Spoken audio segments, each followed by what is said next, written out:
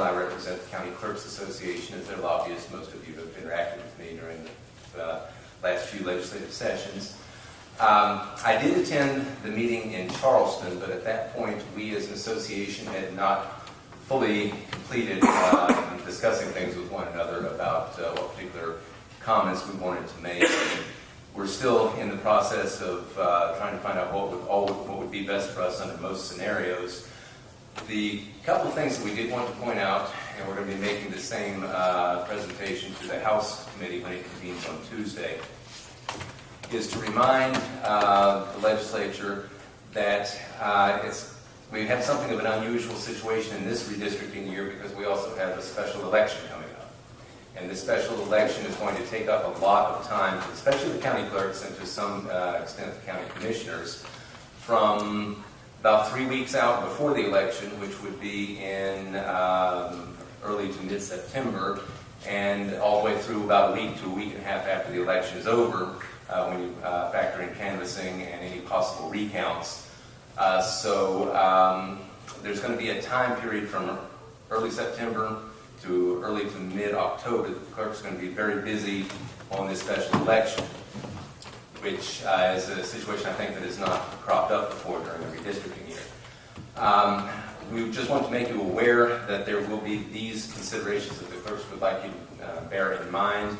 From our point of view, the earlier the redistricting special session could be finished, the better it would be for us. That way we could actually jump on some things before we get busy with the special election activities. And when the special election is over, some of the work for redrawing, for example, the precincts within each district could already be prepared, and the county clerks and the county commissioners could tackle that very quickly.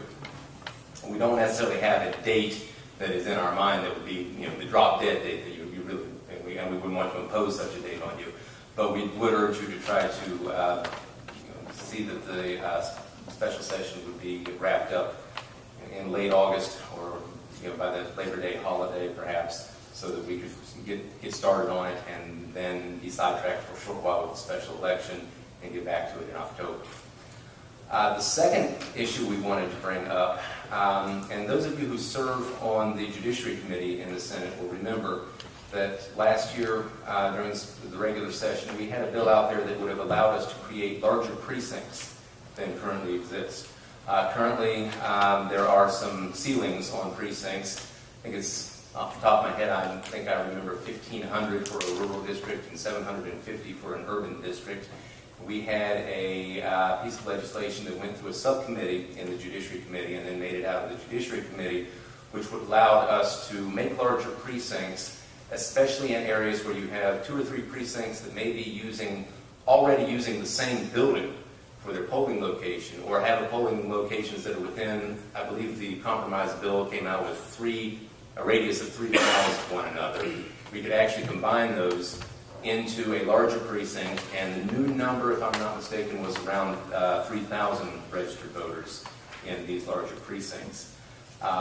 Given the stipulations, we could not take precincts and join them together if they did not meet this criteria of already having polling locations in such close, in such close proximity to one another. We would like for this piece of legislation to be considered again during the redistricting special session. We think it's a perfect fit, it's a perfect time to do it. We're going to have to redraw some precincts when districts are redrawn. So this would be a good opportunity to give the county clerks and the county commissions that permission to make some larger precincts when we're going to be having to redraw them anyway after the districts are redrawn. We've already mentioned this to leaders in the House and the Senate. I spoke with House leadership on this just a few days ago. We'll also be discussing it with the governor's staff, as we understand that we know that they would have to be on a special call, which I don't think it actually fits under the definition of redistricting. But it is so closely affiliated with it, we think it would be a good fit for this special session. Other than that, the county clerks as an association are aware that there are a lot of issues out there that citizens are bringing to you. For example, the multiple member versus single member districts in the House. The association is not going to take a stand on that. We have some of our members that feel more comfortable with one way and some that feel more comfortable with the other. However, if there are technical questions that you have about either fiscal impacts or technical ability to draw new districts and precincts within those districts, we certainly urge you to call us to the table, and we'll be happy to share any answers to any questions that you might have. That's really all I have. Thank you very much for your time. I just want to say I know almost all the people on the panel from past experiences have either been sheriff on legislative committees. Senator Umber, I applaud you. I don't know who chose your colleagues here. I worked well with Senator Palmer, Senator Jenkins. I worked with Senator Baird. He was the sheriff from the Fayette County area. Thank you for what you're doing. I know this is time consuming, but from my experience in the past, sometimes when these things come through, they would maybe do the redistricting, but they're traveling all over the state, and appreciate what you're doing.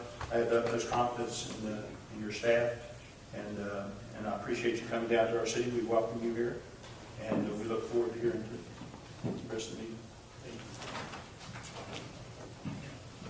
Thank you for hosting us, Mayor, and also I want to introduce Chris Tatum, who's the county administrator. Chris, is he here? There. Would you like to speak? I think some of the points that you made are certainly valid for the county commission standpoint in terms of us acting on precincts and being able to come together with the clerks. And I would certainly echo some of Mr. Cabell's comments, as I know the county commission does. As he said, I don't think the county commission is ready to take a position one or the other right now. I think our concentration is going to be after you guys take care of business on your side, then we'll start looking at the county level as to what we need to do. We will work certainly once the county, once you folks pass everything down, and we are kind of on the end of the food chain there, that we will get to work immediately